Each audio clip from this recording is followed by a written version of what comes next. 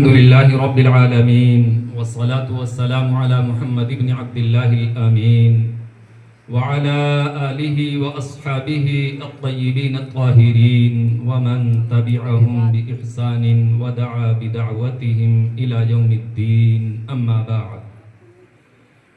فأعوذ بالله من الشيطان الرجيم بسم الله الرحمن الرحيم قال قائل منهم لا تقتلوا يوسف أو اطرحوه أرضا يخل لكم وجه أبيكم وتكونوا من بعده قوما صالحين صدق اللہ العظیم۔ انتہائی قابل احترام علماء کرام اور پیارے بچوں، اس وقت کوئی لمبی چوڑی گفتگو آپ سے نہیں کرنی مقصود ہے، بہت ہی اختصار کے ساتھ کچھ باتیں عرض کرنی ہیں۔ دعا کیجیے اللہ تبارک و تعالی کچھ باتیں صحیح اور درست کہنے کی توفیق مرحمت فرمائے اور ان پر عمل کی بھی توفیق ہمیں اور آپ کو نصیب فرمائے۔ پیارے بچوں، سب سے پہلی بات تو یہ ہے کہ آپ اپنے مقام کو، اپنے منصب کو، اپنے مرتبے کو پہچانیے کہ آپ ہیں کیا۔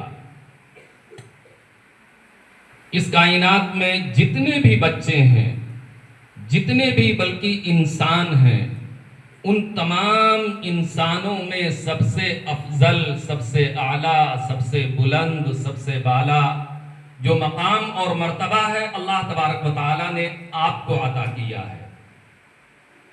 آپ جب چلتے ہیں تو بظاہر ایسا لگتا ہے کہ آپ کے قدم زمین پر پڑ رہے ہیں، لیکن سچی بات یہ ہے کہ فرشتے جو اللہ کے معصوم ہوتے ہیں، اللہ کی ایک معصوم مخلوق ہے، وہ آپ کے قدموں کے نیچے اپنے پر بچھاتے ہیں۔ جب آپ چلتے ہیں تو دلوں کے اندر رہنے والی چینٹیاں آپ کے لیے دعائے مغفرت کرتی ہیں، دعائے خیر کرتی ہیں۔ سمندر کے اندر جو مچھلیاں ہیں وہ بھی آپ کے لیے، یعنی چاہے اس خشکی کی مخلوق ہو یا تری کی، اللہ تبارک و تعالیٰ نے ہر ایک کو اس بات کے پابند بنایا ہے، اس بات کے لیے مقرر فرمایا ہے کہ وہ آپ کی خیر کے لیے، خوبی کے لیے، بھلائی کے لیے، کامیابی کے لیے وہ دعائیں کریں، آپ کا احترام کریں، آپ کی عظمت کے گن گائیں۔ یہ آپ کا مقام ہے۔ تو سب سے پہلی بات تو یہ ہے کہ آپ اپنے مقام کو، اپنے منصب کو، اپنی ذمہ داری کو پہچانیے۔ اللہ تبارک و تعالیٰ نے ساری کائنات کی مخلوق کو پابند بنایا ہے آپ کے لیے دعائیں کرنے کے اوپر، تو آخر اس کی کیا وجہ ہے؟ اگر یہ مقام آپ کو ملا ہے، یہ منصب اللہ نے عطا کیا ہے، تو اسی کے ساتھ آپ کی ذمہ داری بھی بہت بڑی ہے۔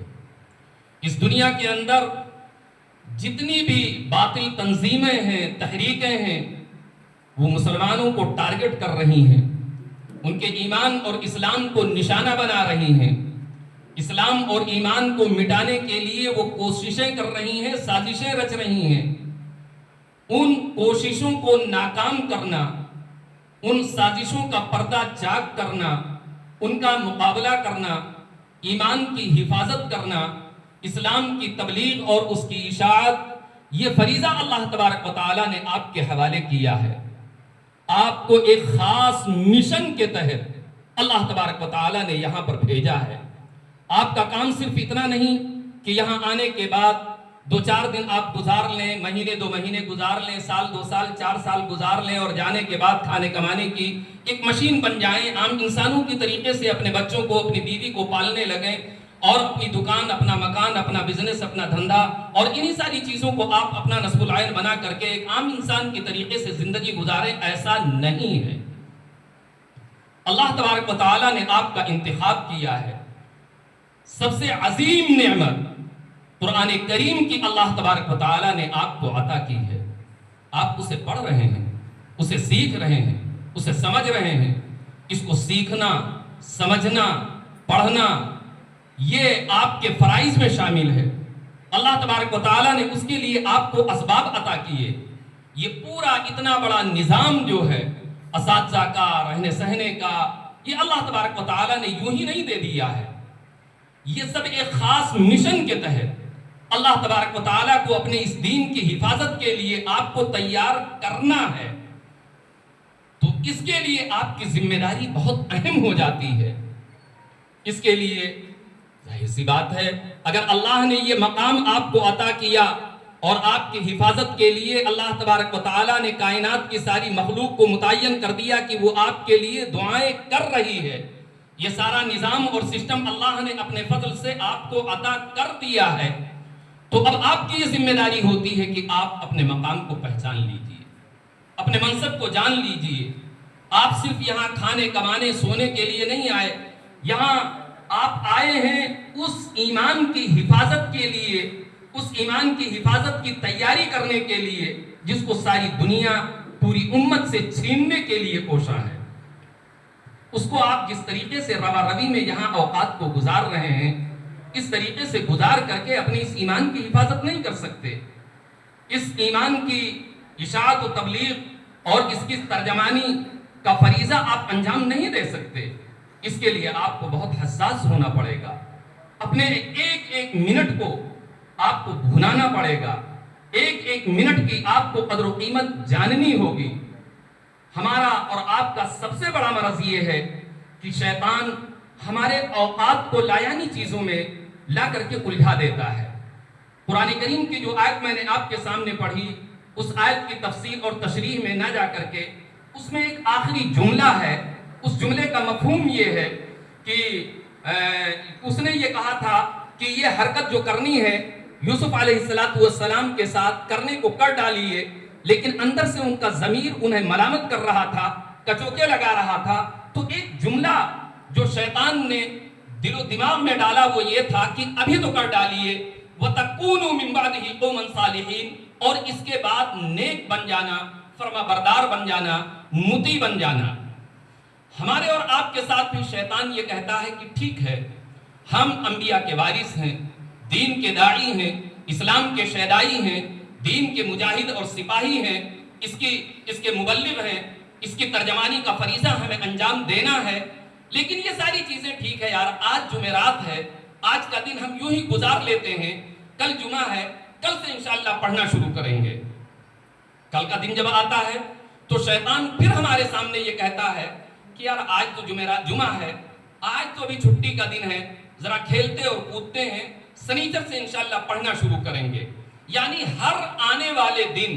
ہر آنے والے لمحے کو ضائع کرنے کے لیے کوئی نہ کوئی بہانہ، کوئی نہ کوئی سبیل، کوئی نہ کوئی راستہ وہ ہمارے اور آپ کے سامنے پیش کرتا ہے، اور ہمیشہ یہ بتاتا ہے کہ یہ ابھی نہیں، یہ کل سے کریں گے۔ ہمیں عربی درست کرنی ہے، ٹھیک ہے یار اگلے ہفتے سے کرتے ہیں، ابھی ذرا گھر سے ہو کر کے آ جائیں، اس کے بعد اس کام کو انجام دیتے ہیں۔ انشاء ہماری بہت کمزور ہے، ہم اس کو کرنا چاہتے ہیں، الگ سے پڑھنا چاہتے ہیں، لیکن ابھی نہیں، ذرا کل سے۔ یہ وہ مزاج ہے جو وہاں پر قرآن کریم نے بتایا، اس کی عکاسی کی۔ اس نے یوسف علیہ السلام کو قتل کرنے، ان کو دور دراز زمین کے اندر ڈالنے کا جو لوگ مشورہ کر رہے تھے، ان کے ذہن و دماغ میں شیطان نے کہا کہ جو کرنا ہے کر ڈالیے، اور اس کے بعد تم کیا ہو جانا، نیک بن جانا، مطیع و فرما بردار بن جانا۔ یہ شیطان ہمارے اور آپ کے اوپر بھی اسی طریقے سے حاوی ہوتا ہے، اسی طریقے سے ہماری شرارتوں کو، ہماری بدمعاشیوں کو، ہماری معصیتوں کو، ہمارے گناہوں کو ہمارے اور آپ کے اوپر یہ کہہ کے مسلط کرتا ہے کہ یار ابھی تو بچپنا ہے، ابھی تو یہ بقرہ عید کا، ابھی تو یہ شوال کا مہینہ شروع ہوا ہے، ابھی تو بقرہ عید کی چھٹی ہونے والی ہے، ابھی تو ہم بقرہ عید کے بعد سے آئے ہیں، یہ تو محرم ہے، اور دیکھتے دیکھتے ششماہی آ جاتا ہے۔ ششماہی کے بعد اچھا امتحان کی تیاری، اب وہ اس کی ایکٹیویٹیز، اسی طرح کی چیزوں میں ہمیں ایسا الجھاتا ہے کہ صحیح طور پر ہم اپنی توجہ مرکوز نہیں کر پاتے، ہم اپنے ٹارگٹ کو، اپنے مقصد کو صحیح طریقے سے حاصل نہیں کر پاتے۔ تو اس کے لیے ہمیں اور آپ کو شیطان کے اس داؤ، شیطان کے اس مکر اور فریب کو سمجھنا ہوگا، جو اس نے ان سے کہا تھا وَتَكُونُوا مِن بَعْدِهِ قَوْمًا صَالِحِينَ، کہ ابھی تو جو کچھ کرنا ہے، جو حرکتیں کرنی ہیں، اس کو کر ڈالیے، بعد میں نیک بن جانا۔ یہی شیطان ہم سے کہتا ہے کہ کہ آج کا دن اسی طریقے سے لہو و لعب میں، تفریح میں، سیر سپاٹے میں، لایانی چیزوں میں گزار دیجئے. اگلے ہفتے سے پڑھائی شروع کر لیں گے، اگلے مہینے سے پڑھائی شروع کر لیں گے، اگلے سیشن سے ہم کر لیں گے. یہ سال تو ہمارا ایسے گزر گیا، اگلے سال سے ہم شروع کر لیں گے. یہ وہی کیفیت ہے وَتَكُونُوا مِن بَعْدِهِ قَوْمًا صَالِحِينَ. یہ وہی مزاج ہے شیطانی جو ہمارے اور آپ کے اوپر شیطان کیا کہتے ہیں مسلط کرتا ہے، اور اس طریقے سے ہمیں ہمارے مقصد سے بہکاتا ہے، پھسلاتا ہے. تو ہمیں اس کی چال کو، اس کے مکر کو، اس کی سازش کو، اس کے فریب کو سمجھنا ہوگا. اور سمجھنے کے بعد ہمارا جو اپنا مقصد ہے، ہمارا مقصد اس دین کو صحیح طریقے سے حاصل کرنا ہے، صحیح معنی میں اس دین کا ترجمان بننا ہے. ہمیں اور آپ کو دین کا قائد، دین کا رہنما بننا ہے، اور اس کی قیادت اور رہنمائی کا فریضہ انجام دینا ہے، باطل سے مقابلہ کرنا ہے. یہ جو سازشیں ہمارے خلاف رچی جاتی ہیں ان کا پردہ چاک کرنا ہے. تو اس کے لیے ہمیں علم کی ضرورت، اس کے لیے ہمیں عمل کی ضرورت، اس کے لیے ہمیں تقویٰ کی ضرورت پڑے گی. یہ تمام چیزیں اگر ابھی سے ہم حاصل نہیں کریں گے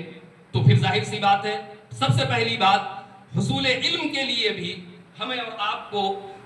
کیا کہتے ہیں گناہوں سے اجتناب، اوقات کی حفاظت تو ہمیں کرنی ہی کرنی ہے، اسی کے ساتھ ساتھ اپنے آپ کو گناہوں سے بچانا پڑے گا، معصیتوں سے اپنے آپ کو الگ کرنا پڑے گا. اگر ہماری زندگی اسی طریقے سے لاابالی پن کے ساتھ گزرتی رہی، اسی طریقے سے ہم گناہوں میں لت پت رہے، تو یاد رکھیے، میں نے کل بھی ایک جگہ یہ بات کہی کہ علم کا جو نور ہے یہ گناہوں کی ظلمت کے ساتھ یہ دونوں چیزیں کبھی جمع نہیں ہو سکتی. یہ دونوں ایسے ہیں جیسے رات اور دن، زمین اور آسمان. جس طریقے سے رات اور دن دونوں اجتماع نہیں ہو سکتے، دونوں کا اجتماع نہیں ہو سکتا، اسی طریقے سے جس دل کے اندر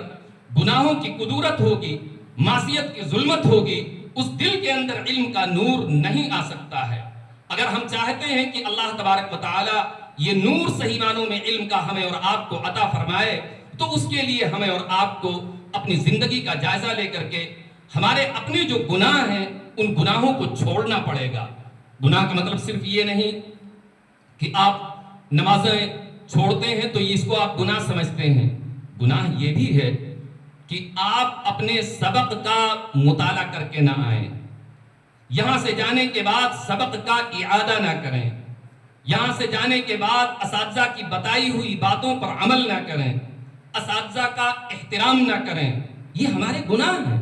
ہم نے فارم بھرتے وقت اس بات کا وعدہ کیا تھا کہ ادارے کے جو شرائط ہیں، اصول ہیں، ضوابط ہیں، ان تمام اصول و ضوابط کی ہم پابندی کریں گے. اگر اس کے بعد ہم ایسا نہیں کر رہے ہیں تو گویا کہ ہم وعدہ خلافی کرتے ہیں، اور آپ سبھی حضرات خود جانتے ہیں کہ وعدہ خلافی یہ گناہ کبیرہ ہے.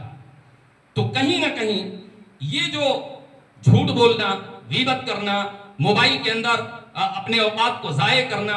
ان سب چیزوں کو تو ہم گناہ سمجھ لیتے ہیں. کئی مرتبہ ایسا ہوتا ہے کہ جب کہا جاتا ہے کہ گناہوں سے اپنے آپ کو بچائیے تو آدمی اس طرح سے اپنی زندگی کا طالب علم جائزہ لیتا ہے، لیکن ان چیزوں کو وہ گناہ نہیں سمجھتا. اساتذہ کی اتباع اور اطاعت یہ سب سے بڑا نہ کرنا، یہ سب سے بڑا گناہ ہے. کتاب کا مطالعہ نہ کر کے آنا، جانے کے بعد سبق کا اعادہ نہ کرنا، یہ سب سے بڑا گناہ ہے. جو تمرین دی گئی، جو مشق کرنے کو سبق دیا گیا، اس کو نہ کرنا، یہ سب سے بڑا گناہ ہے. ان گناہوں سے اگر ہماری اور آپ کی زندگیوں میں اجتناب نہیں تو صحیح معنوں میں علم ہمیں اور آپ کو حاصل نہیں ہو سکتا. میرے بچوں، باتیں بہت کچھ کہنے کی ہیں اور اس بات کو بہت تفصیل کے ساتھ کہا بھی جا سکتا ہے، لیکن بہت اختصار کے ساتھ میں آپ کے سامنے یہ عرض کروں گا کہ اپنے اوقات کی حفاظت کیجئے، اساتذہ کا احترام کیجئے، شیطان کی چال کو، اس کے مکر کو، فریب کو، دھوکے کو سمجھیے اور اس کو ناکام بنائیے. اپنے آپ کو دین کی تبلیغ اور اس کی اشاعت کے لیے ابھی سے تیار کیجئے. اپنے آپ کو گناہوں سے مکمل طریقے سے بچائیے، تبھی جا کر کے آپ کو یہ علم حاصل ہوگا. اور جب تک آپ کے دل کے اندر یہ علم نہیں آئے گا، عمل کا جذبہ بیدار نہیں ہوگا، خدا کا خوف، آخرت کی فکر نہیں آئے گی، تو صحیح معنوں میں آپ دین کے ترجمان نہیں بن سکتے.